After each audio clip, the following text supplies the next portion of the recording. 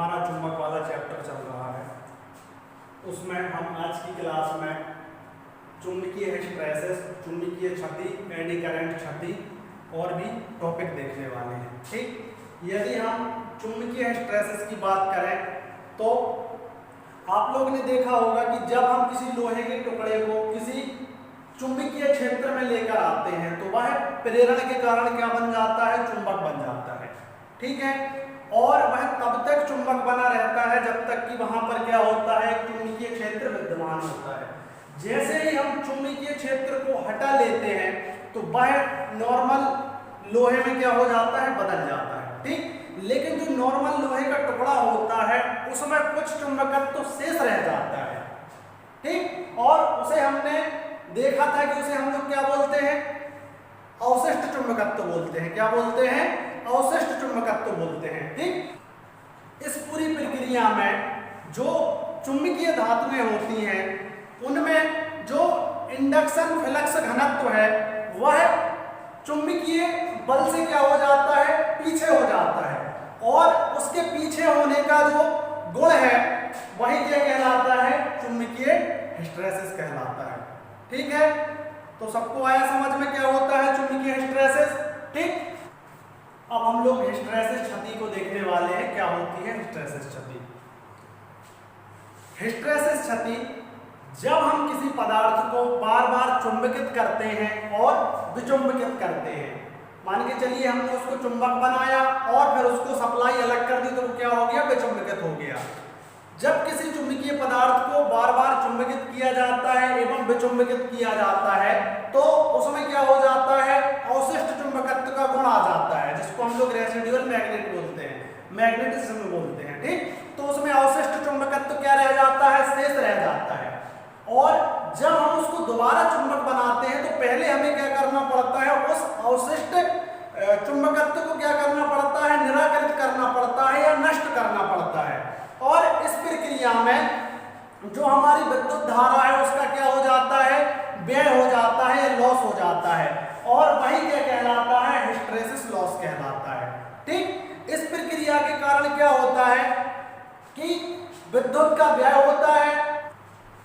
Hysteresis क्षति के कारण जो चुंबकीय पदार्थ है वह क्या हो जाता है, गर्म हो जाता है। क्यों हो जाता है, क्योंकि जो विद्युत ऊर्जा है वह उसमें ऊर्जा में क्या होती है, परिवर्तित होती है। ठीक, जिसके कारण क्या होता है, वहां पर ऊष्मा या हीट जनरेट होती है। और यह जो प्रक्रिया है वह कुछ कारकों पर निर्भर करती है, जैसे कि यदि हम विद्युत धारा की फ्रीक्वेंसी को बढ़ा दें, ठीक है, तो क्या हो जाएगा, उसका मान बढ़ जाएगा, हिस्टैरिसीस क्षति का मान क्या हो जाएगा, बढ़ जाएगा। हिस्टैरिसीस क्षति को कम करने के लिए सामान्यतः हम लोग क्या करते हैं, ऐसे पदार्थों का उपयोग करते हैं जिनका हिस्टैरिसीस स्थिरांक क्या होता है, कम होता है।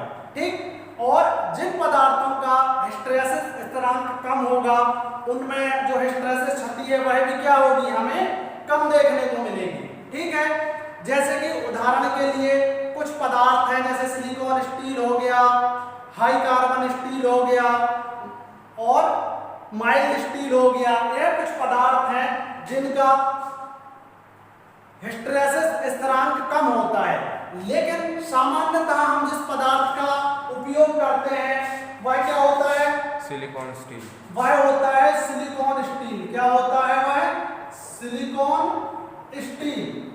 ठीक, यदि हम इसके हिस्टैरिसीस स्थिरांक की बात करें तो वह होता है 0.01 होता है। ठीक, अब हम क्या करते हैं, जो हिस्टैरिसीस क्षति है उसको कम करने के लिए सामान्यतः क्या किया जाता है कि हम लोग मिश्र धातुओं का निर्माण करते हैं। हम क्या करते हैं, किसी भी धातु में सिलिकॉन की मात्रा को मिलाकर क्या करते हैं, मिश्र धातु तैयार करते हैं। ठीक, और ऐसी धातुओं या ऐसे पदार्थों का चयन करते हैं जिनका हिस्टैरिसीस स्थिरांक कम होता है। ठीक, उदाहरण के लिए यदि हम बात करें तो जो सिलिकॉन होता है, जो सिलिकॉन होता है उसका हिस्टैरिसीस स्थिरांक 0.01 होता है। ठीक है, और हम इसी से सिलिकॉन को मिक्स करके ट्रांसफार्मर की या मोटर जनरेटर है जो अल्टरनेटर की कोर होती है उसको बनाने के लिए हम एक धातु का यूज करते हैं जिसको हम क्या बोलते हैं, सिलिकॉन स्टील बोलते हैं, जिसको हम लोग क्या बोलते हैं, सिलिकॉन स्टील बोलते हैं। और इसका जो विद्युत या इसका जो हिस्टैरिसीस स्थिरांक है वह क्या होता है, 0.01 होता है। ठीक, अब इसमें आपको यह समझना है कि मान के चलिए हमने किसी धातु की लैमिनेटेड कोर बनाई है तो उसमें जो सिलिकॉन की मात्रा होगी वह कितनी होगी, तो वह जो सिलिकॉन की मात्रा है, सिलिकॉन की मात्रा लगभग कितनी होगी, 4% के लगभग होगी। कितनी होगी, 4% के लगभग। और आपकी बुक में कहीं कहीं पर हमें यह 3.8% से 4.5% के बीच में भी देखने को मिल जाती है। ठीक है, अब निष्कर्ष निकल के ये आता है कि जो हमारी मुख्य धातु है वह हमारी क्या होगी, 95 से 96%, और जो हमारा सिलिकॉन होगा वह कितना होगा, 4% के लगभग होगा। ठीक है, तो समझ में आया कि जो हम लैमिनेटेड कोर बनाते हैं मोटर जनरेटर ट्रांसफार्मर में, ठीक, हिस्टैरिसीस क्षति को कम करने के लिए वो किसकी बनाई जाती हैं, सिलिकॉन इस्पात या सिलिकॉन स्टील की बनाई जाती हैं। और उसमें जो सिलिकॉन का रेशियो होता है वह आपको 4% या 3.8 से 4.5 देखने को मिल जाता है। ठीक, तो इस प्रकार से हम मुख्य धातु में सिलिकॉन को मिलाकर हिस्टैरिसीस क्षति को क्या कर सकते हैं, बहुत कम कर सकते हैं। ठीक है, हिस्टैरिसीस क्षति के बाद जो हमारी अगली हेडिंग है वह है एडी धाराएं या एडी करंट। अब क्या होता है एडी करंट, समझना है। यदि किसी धातु की गोल डिस्क को हम चुंबक के दो ध्रुवों के बीच में क्या करें, घुमाएं। ठीक, किसी गोल डिस्क को चुंबक के दो ध्रुवों के बीच में घुमाएं तो जो फैराडे का नियम है उसके हिसाब से इस डिस्क में क्या हो जाता है, घुमाने पर विद्युत वाहक बल पैदा हो जाता है। ठीक, और साथ ही साथ इसी गोल डिस्क में जब इसको चुंबकीय क्षेत्र में घुमाया जाता है या चुंबक के दो विपरीत ध्रुवों के बीच में घुमाया जाता है तो विद्युत वाहक बल के साथ साथ इस डिस्क में क्या हो जाता है, विद्युत धाराएं भी क्या हो जाती हैं, उत्पन्न हो जाती हैं। क्या हो जाती हैं, विद्युत धाराएं ही उत्पन्न हो जाती हैं। ठीक, और यही क्या कहलाती है, एडी धाराएं कहलाती हैं। क्या कहलाती हैं, एडी धाराएं कहलाती हैं। ठीक, अब इसमें होता क्या है कि यह जो पूरी प्रक्रिया होती है जिसके कारण यह विद्युत धाराएं उत्पन्न होती हैं, वही लेंज का एक नियम है कि जिससे जो धाराएं उत्पन्न होती हैं वह उसी का क्या करती हैं, विरोध करती हैं। ठीक, तो कहने का तात्पर्य यह है कि इस चुंबकीय क्षेत्र में इस डिस्क के घूमने के कारण क्या हुई है, विद्युत धारा उत्पन्न हुई। ठीक, और लेंज के नियम के अनुसार कि जिस कारण से यह उत्पन्न होगी उसी का विरोध करेगी। मतलब ये घूमने के कारण उत्पन्न हुई लेकिन इसी के घूमने का विरोध करेगी। मतलब इस डिस्क की सतह पर एक विरोधी विद्युत वाहक बल या विरोधी विद्युत धाराएं क्या हो जाएंगी, उत्पन्न हो जाएंगी और वह इस डिस्क की गति को क्या करने, धीमा करने का काम करेंगी। जो एडी धाराएं उत्पन्न होती हैं उनको कम करने के लिए भी हम लोग क्या करते हैं, हम क्या करते हैं, लोहे का एक टुकड़ा, बड़ा टुकड़ा ना लेकर हम लोहे की छोटी छोटी पत्तियां बनाते हैं। जैसे कि हमें ट्रांसफार्मर या मोटरों में क्या करना रहता है, कोर का निर्माण करना रहता है। ठीक, तो हम उन कोर के निर्माण में क्या करते हैं, छोटी छोटी सिलिकॉन इस्पात की क्या करते हैं, पत्तियां बनाते हैं। ठीक है, और उन पत्तियों को रिवेट करके क्या करते हैं, कोर का निर्माण करते हैं। हम यहाँ पर बहुत बड़ा लोहे का टुकड़ा नहीं लेते हैं। क्यों, यदि हम बहुत बड़े लोहे के टुकड़े को लेंगे तो जो एडी धाराएं हैं वह पूरे लोहे के टुकड़े में से गुजरेंगी। तो हम क्या करते हैं, छोटी छोटी इस प्रकार की पत्ती बनाते हैं, ई आकार की, आई आकार की, एल आकार की। ठीक, और ये जो पत्ती रहती है इसको क्या करते हैं, दोनों तरफ से लेमिनेटेड कर देते हैं। ठीक, लेमिनेटेड करने के बाद ऐसे हम बहुत सारी पत्ती बनाते हैं और एक मोटी कोर का निर्माण करते हैं और उसमें जो सभी पत्तियां होती हैं वो लेमिनेटेड होती हैं। लेकिन इन पत्तियों में से जो हमारी चुंबकीय बल रेखाएं वह क्या हो जाती हैं, आसानी से गुजर जाती हैं। ठीक, तो इस प्रकार से हमारे दोनों काम हो जाते हैं कि जो हमारी चुंबकीय बल रेखाएं वह भी गुजर जाती हैं और जो हमारी एडी लॉस है वह भी कम हो जाता है। क्यों? क्योंकि यहाँ पर एक पत्तियों के लेमिनेशन से क्या होता है कि जो एडी धारा है वह एक पत्ती से दूसरी पत्ती में नहीं पहुंच पाती, लेकिन जब हम उनको इकट्ठा करके रिवेट करके यूज करते हैं तो जो चुंबकीय बल रेखाएं हैं वह सभी पत्तियों में से गुजर जाती हैं, लेकिन जो हमारी एडी धारा है वह क्या हो जाती है या एडी क्षति है वह क्या होती है, एक ही पत्ती में रह जाती है। ठीक, तो समझ में आया? इस प्रकार से हम कोर को लेमिनेटेड करके एडी करंट लॉस को क्या कर देते हैं, कम कर देते हैं। ठीक है, विद्युत चुंबकीय पद में जो हमारी अगली हेडिंग है वह है चुंबकीय प्रेरण। इसको आप लोगों को समझना है, एग्जाम में बहुत बार पूछा जाता है। चुंबकीय प्रेरण क्या होता है? मान लीजिए हम एक चुंबक लेते हैं और उसको किसी लोहे के टुकड़े के क्या करते हैं, पास ले जाते हैं। ठीक, तो आप सभी लोग जानते हैं कि जैसे कोई छड़ चुंबक है उसमें हमें जनरली दो ध्रुव देखने को मिलते हैं, एक नॉर्थ और दूसरा साउथ। ठीक, हमने क्या किया, एक लोहे की छड़ या लोहे का टुकड़ा लिया, ठीक, और उसको हम क्या चुंबक के पास लेके आए। ठीक, तो चुंबकीय प्रेरण के अंतर्गत यह चुंबक क्या करता है, इस लोहे के टुकड़े में जो ध्रुव उपस्थित होते हैं, ठीक, वह चुंबक में जो ध्रुव रहेगा उसके विपरीत ध्रुव यहाँ पर क्या हो जाएगा, उत्पन्न हो जाएगा। मान लीजिए यहाँ नॉर्थ है तो यहाँ साउथ है तो यहाँ क्या हो जाएगा, नॉर्थ हो जाएगा। ठीक, और इसी कारण से यह चुंबक लोहे के टुकड़े को क्या करता है, अपनी ओर आकर्षित करता है। आई बात समझ में? ठीक, और यही जो पूरी क्रिया है यही क्या कहलाती है, चुंबकीय प्रेरण कहलाती है। ठीक, और इसी सिद्धांत पर जो हमारी मोटर है, जनरेटर है, वो क्या करते हैं, कार्य करते हैं।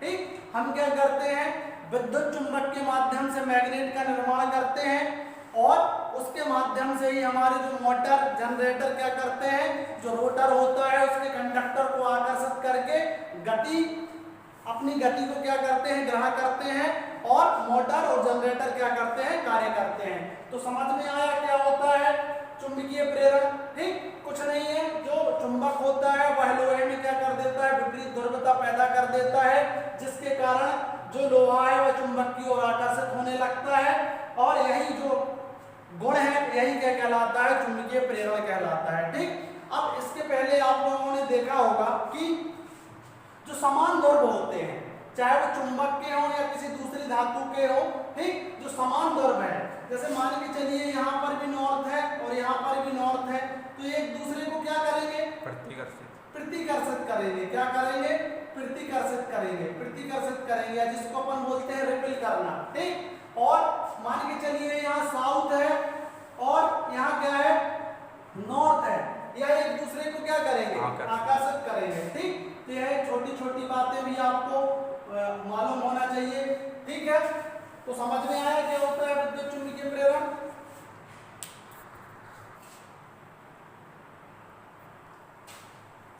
जो हमारी अगली हेडिंग है वह है चुंबक वाहक बल, जिसको इंग्लिश में बोला जाता है मैग्नेटोमोटिव फोर्स। ठीक, जैसे आप लोगों ने इलेक्ट्रिकल परिपथ में विद्युत वाहक बल पढ़ा था, वैसे ही सेम चुंबकीय परिपथों में चुंबक वाहक बल होता है। ठीक, अब यह क्या होता है, जो चुंबकीय परिपथ होते हैं उसमें चुंबकीय फ्लक्स को स्थापित करने के लिए जो बल कार्य करता है उसको हम क्या बोलते हैं, चुंबक वाहक बल बोलते हैं। यह जो चुंबक वाहक बल है, किसी परिपथ में टर्न की संख्या, मतलब उस परिपथ में कितने लपेटे हैं, कॉइल के कितने लपेटे हैं और उसमें जो धारा प्रवाहित हो रही है, दोनों की गुणनफल पर यह क्या करता है, निर्भर करता है। ठीक है, और इसका जो मात्रक होता है वह एम्पियर टर्न होता है। यह चीज आपको ध्यान रखना है, बहुत बार एग्जाम में इसका मात्रक पूछा गया है। ठीक है, तो सबको समझ में आया क्या होता है चुंबक वाहक बल? ठीक, इसको दर्शाया जाता है मैग्नेटिक फोर्स F, यहाँ N इंटू क्या हो जाएगा, I हो जाएगा। N हो जाएगा नंबर ऑफ टर्न और I हो जाएगा उस परिपथ में प्रवाहित वाली धारा, ठीक। और इसके हम यदि मात्रक की बात करें, इसके मात्रक की बात करें तो क्या हो जाएगा, एम्पियर टर्न हो जाएगा, ठीक। तो आपको ध्यान रखना है, किसी चुंबकीय परिपथ में चुंबकीय फ्लक्स को स्थापित करने या प्रवाहित करने के लिए जो बल कार्य करता है उसको हम क्या बोलते हैं, चुंबक वाहक बल बोलते हैं। और यह टर्न की संख्या और उस परिपथ में प्रवाहित होने वाली धारा के गुणनफल पर निर्भर करता है, और इसका मात्रक क्या है, एम्पियर टर्न है, ठीक है। जो हमारी अगली हेडिंग है वह है रिलक्टेंस। आप सभी लोगों ने चुंबकीय परिपथों में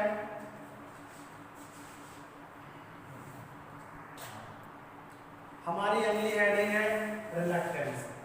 आप सभी लोगों ने विद्युतीय परिपथों में रेजिस्टेंस को पढ़ा होगा, उसके जस्ट अपोजिट चुंबकीय परिपथों में रिलक्टेंस होता है।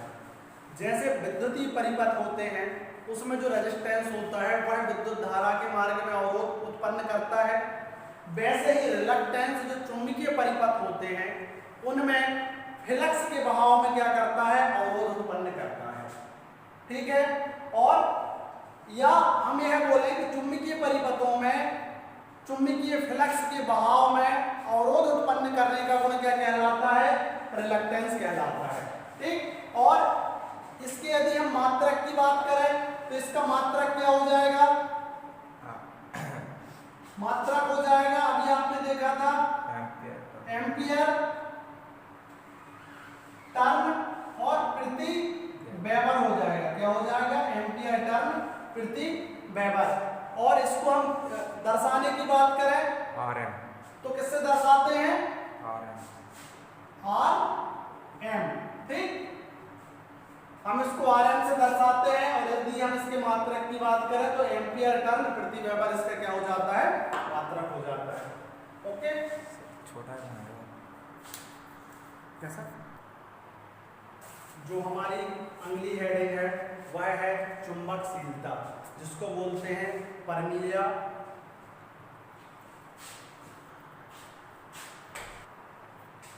जो हमारी अगली हेडिंग है वह है चुंबकशीलता, जिसको बोलते हैं परमियाबिलिटी, ठीक। परिभाषा की यदि हम बात करें तो किसी चुंबक के चुंबक वाहक बल को स्थिर रखा जाए और चुंबकीय फ्लक्स घनत्व तथा चुंबकीय क्षेत्र सामर्थ्य का जो अनुपात होता है वह क्या कहलाता है, चुंबकशीलता कहलाता है, ठीक। और इसे म्यू से दर्शाया जाता है, किससे दर्शाया जाता है, म्यू से दर्शाया जाता है। और दूसरे शब्दों में यदि हम बात करें, सरल शब्दों में, तो आप लोग ऐसे समझ सकते हैं कि यह रिलक्टेंस के विपरीत होता है।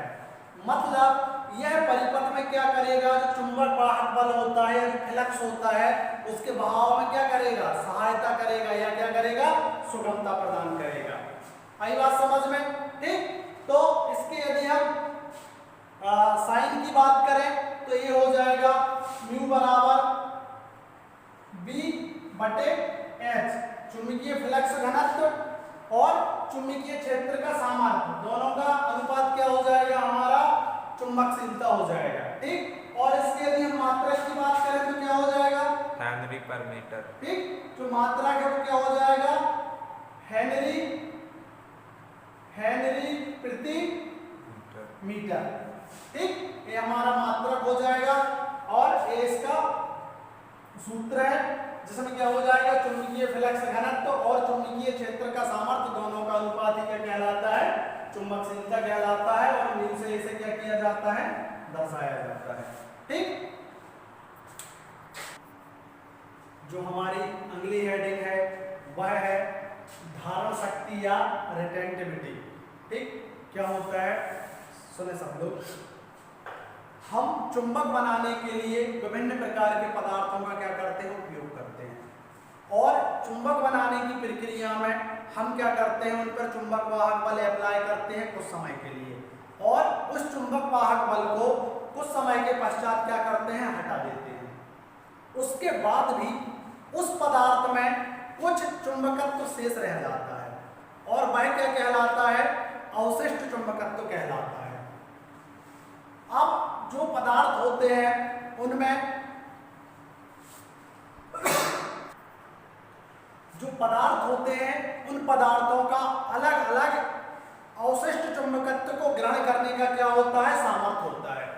और यही अवशिष्ट चुंबकत्व को ग्रहण करने का जो गुण है वो क्या कहलाता है, धारण शक्ति या रिटेंटिविटी कहलाता है। ठीक, और इसी अवशिष्ट चुंबकत्व को ग्रहण करने के गुण के आधार पर ही हम विभिन्न प्रकार के पदार्थों को चुंबक बनाने के लिए क्या करते हैं, उपयोग करते हैं कि किस पदार्थ का अवशिष्ट चुंबकत्व को ग्रहण करने का जो गुण है वह कितना है। ठीक, अब इसका एक हम बहुत सरल उदाहरण दें अवशिष्ट चुंबकत्व का, तो आप लोगों ने बचपन में क्या किया होगा, चुंबक में टेस्टर वगैरह या जो पेचकस वगैरह होते थे हम उसको क्या करते थे, चिपका के रख देते थे। ठीक, और वह पेचकस कुछ दिन बाद लोहे के छोटे छोटे जो स्क्रू होते थे चुंबक से अलग होने के बाद भी वह अपने आप में जो छोटे छोटे स्क्रू होते थे उनको क्या करते थे, अपनी ओर आकर्षित करते थे।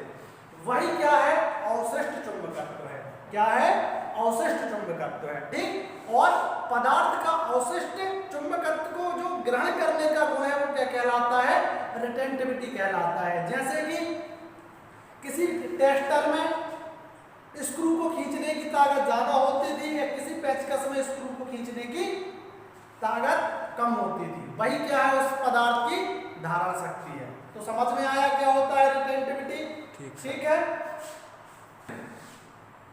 जो हमारी अगली हेडिंग है वह है रिलेक्टिविटी।